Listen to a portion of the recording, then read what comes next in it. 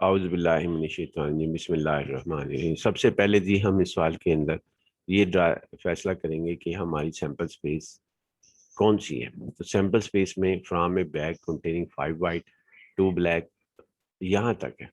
पहले इसको यूं कर लेते हैं, फिर उसके बाद ये हमारे पास है। तो ये सैंपल स्पेस है। तो लेट टोटल बॉल्स हमने लिखे, वाइट बॉल जो से है वो 5 है हमारे पास, ब्लैक बॉल जो से है वो हमारे पास 3 है। टोटल बॉल्स हमारे पास ये बनेगी 5 + 3 8 हमारे पास लिखा। सैंपल स्पेस हम यहाँ पे बनाएंगे कि इनको शेक करने के बाद, यानी ये 5 वाइट और 3 ब्लैक को शेक कर लें, एक दूसरे में मिक्स कर दें, और फिर हमारे पास डार्कनेस हो और हम उसके अंदर से 2 बॉल्स विल बी ड्रॉन, ये 2 लिखा हुआ है। तो लिहाजा इसका मतलब ये होगा कि सैंपल स्पेस के अंदर 8C2 होगा, 8C2। और ये हमने total outcome in the sample space लिखा है। और यहाँ पर आपके पास 8C2 यानी 28 बनेंगे। 28 में ये 3 के कम्बिनेशन जो हैं वो हमारे पास बनेंगे। इसमें आपके पास यानी 3 के कम्बिनेशन जो हैं वो आपके पास बनेंगे। इसको तेज़ी के साथ बना लेते हैं। उसके बाद हमारे पास यानी ये वाइट आपके पास वाइट वाइट 1 वाइट 2 वाइट 3, ये एक सेट बन गया। उसके बाद दूसरा सेट हमारे पास एक और बना लेते हैं जिसके अंदर यानी ये एक और चीज़ इसके अंदर अब ये टोटल कितने बनेंगे, यानी आपके पास वाइट हमारे पास कितने बनेंगे। तो ये आपने हमारे पास 5 वो हैं इसमें, तो 5p3 होगा, 5p3 हमारे पास होगा। इसको यहाँ पर यानी कि 5p3 हमारे पास लिखा जाएगा। अच्छा जी, आगे हम यहाँ पे ये करते हैं, यानी कि ये बनेंगे आपके पास, अगर ये 3 के सेट्स बनाए तो आपके पास ये टोटल कितने बनेंगे। यानी मैं ये कहना चाह रहा हूँ कि अगर ये W1 W2 W3 W5 के 3 के सेट बनाना चाहते हैं तो फिर, और अरेंज सिस्टम से, यानी कि ऑर्डर जो सा है उसको मेंटेन रखा जाए, तो 5p3 होगा। अगर 5 फैक्टोरियल करेंगे तो फिर ये पांचों का शामिल होगा, यानी 5 के सेट हमारे पास शामिल होंगे। पिछले लेक्चर्स के अंदर मेरे ख्याल में ये बात मिस्टेक हो गई थी कि टोटल अगर वहाँ पे फॉर एग्जांपल टोटल अगर 12 हैं तो वहाँ 12p5 होना चाहिए। 12p5 120 से भी ज़्यादा बन सकते हैं। 12p5 हमारे पास बनेंगे, 120 नहीं बनेंगे। वो ज़रा करेक्ट आप कर लेना कि 12p5, क्योंकि अरेंज सिस्टम के तहत हमारे पास, और उनके अगेंस्ट वो नहीं, उसके अंदर अपनी जगह वो बात सही थी क्योंकि मैंने 5 पॉइंट के साथ दिया था। इसी तरह ये हमारे पास है, इसमें भी यही बात कहूँगा, वो बिल्कुल सही था लेक्चर। यहाँ W1 आपके पास है, यानी यूँ समझ लें ये W1 W2 W3।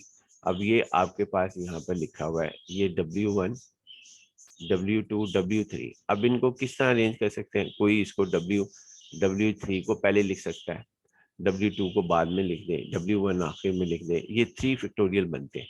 इनको अरेंज करके 3 फैक्टोरियल का मतलब 6 है। 6 हमारे पास तरीकेकार हैं जिनके साथ जो है ये हम लिख सकते हैं इसको। किस तरह W3 आप बेशक कॉपी पे लिख लें, मैं लिखा देता हूँ।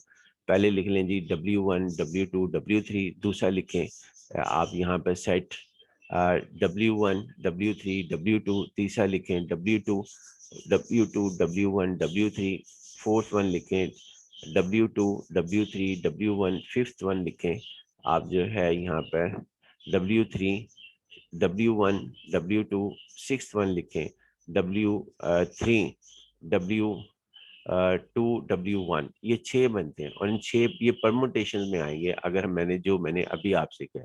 और ये जो है ये जो यहाँ पे लिखा हुआ है हमने इधर, ये कम्बिनेशन के अंदर आएंगे। तो इन 6 में से कोई एक यहाँ लिखा हुआ हो तो यही चीज़ मुराद इससे होगी जो यहाँ पर 28 के अंदर शामिल होगी, एक सेट शामिल होगा। यानी ये हमारे पास परमुटेशन नहीं हम कर रहे, जब भी सी करते हैं तो एक्चुअल वो हम कम्बिनेशन कर रहे होते हैं। और वो जो 6 मैंने अभी आपको बताया उसकी जगह एक लिखा जा सकता है।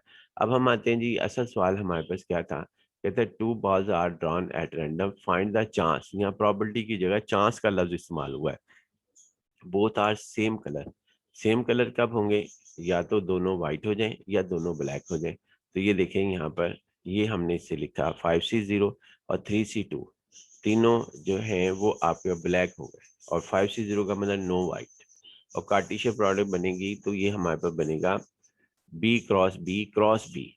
लेकिन इसमें बस एक चीज़ का ध्यान रखना है, वो पिछले लेक्चर में बताना शायद रह गया या आप उससे बेहतर नहीं समझ सके होंगे, कि बी क्रॉस बी में यानी 3 दफ़ा जो बी लिखा जाएगा उसके अंदर आपके पास वो नहीं आएंगे सेट जो रिपीट हो जाए। जो रिपीट हमारे पास हो रहे हैं वो नहीं आएंगे। क्या मतलब इसका? इसका मतलब ये है कि आपके पास अगर ब्लैक फॉर एग्जांपल, चूंकि ये 3C2 है हमारे पास, तो 3C2 में 2 उठाने, तो फिर हमारे पास क्या होना चाहिए? ये होगा बी क्रॉस बी। बी 2 हमारे पास है ना, तो ये बी क्रॉस बी हमारे पास होगा, और 0 है तो ए इन्वॉल्व नहीं होगा। तो बी क्रॉस बी आप बना के देख लें किसमें? इसमें। ये जो आपके पास क्या कहते हैं, बी सेट आप बना लें।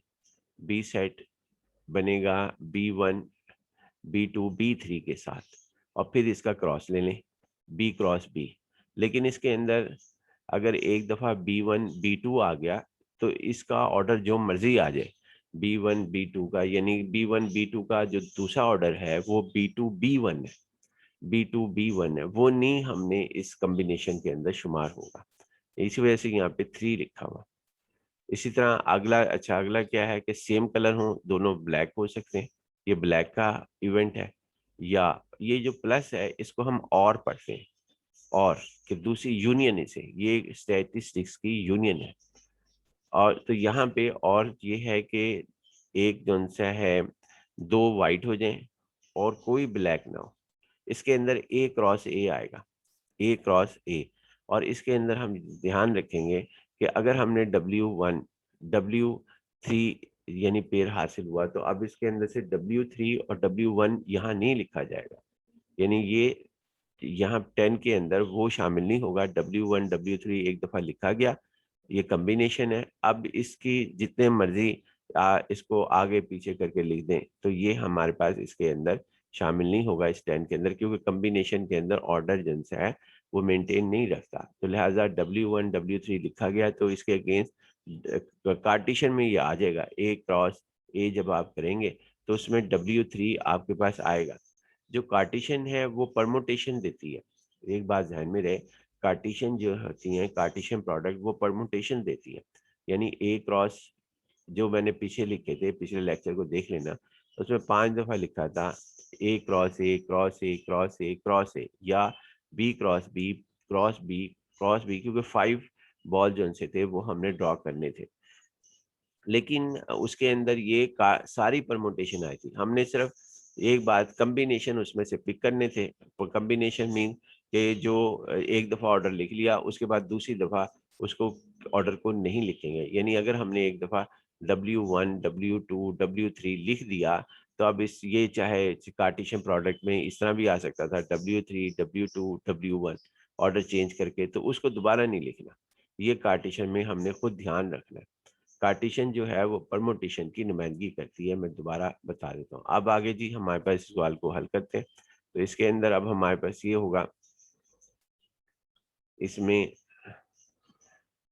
ये देखें जी, अब हमारे पास ये सवाल साथ ही हल हो जाता है। और अगर और करके इवेंट होना तो चाहे 10 कर लें आप, ये इसमें 2 लिखे हुए, 2 ब्लैक, दोनों ब्लैक हो जाए, या और इसको और पढ़ रहा हूँ प्लस को स्टैटिस्टिक्स के पॉइंट, या दोनों ब्लैक हो, दोनों ब्लैक हो जाए या दोनों वाइट हो जाए, या एक और यहाँ पे लिख देता कि डिफरेंट कलर्स के हों, that find the chance that both are of same colours, और करके लिख देता कि और डिफरेंट कलर्स। तो फिर इसके अंदर एक और लिखना था प्लस 5C1 और 3C1, इस तरह करके हमने इसे लिख देना था। ये हमारे पास, और चाहे 10 ये इवेंट कर दें कि find the chance that both are of the same colour, यहाँ पे सेम कलर में ये लिख दे कि दोनों ब्लैक हो, और दोनों वाइट हो, और दोनों डिफरेंट कलर्स के हमारे पास हो। ये 3 ही इवेंट सवाल बन सकते हैं। अगर इससे ज़्यादा आपके जहन में कोई सवाल आए तो यहाँ प्लस प्लस करते हुए हम आगे लिखेंगे, जैसा ये 2 इवेंट्स को प्लस करके लिखा। एक तरीक़ेकार हमारे पास यह है, एक और तरीक़ेकार भी है, वो हम बाद में, वो ज़रा थोड़ा जो है टाइम कंज्यूमर है। बाकी क्या कहते हैं, ये हमारे पास लिखा गया जी फिलहाल। उसके बाद आगे आते हैं जी हम यहाँ पर 3 + 10 13 आ गया। और प्रोबेबिलिटी ऑफ द इवेंट, ए की जगह जो है ये सेंटेंस लिखा जा सकता है। ए की जगह जो हम लिख सकते हैं वो सेंटेंस हमारे पास ये लिखा हो सकता है। बोथ आर, इंग्लिश में लिखना चाहें तो इंग्लिश सेंटेंस में ये हम लिख सकते हैं कि दोनों जो से हैं वो आपके पास क्या कहते हैं, यहाँ पर ए की जगह पी लिखें, पी के अंदर ब्रैकेट के अंदर ये लिख दें both are of same colour. बाकी जी ये सवाल खत्म हुआ। Probability total outcomes in the event A divide by total outcomes in the sample space हमारे पास हुआ जी।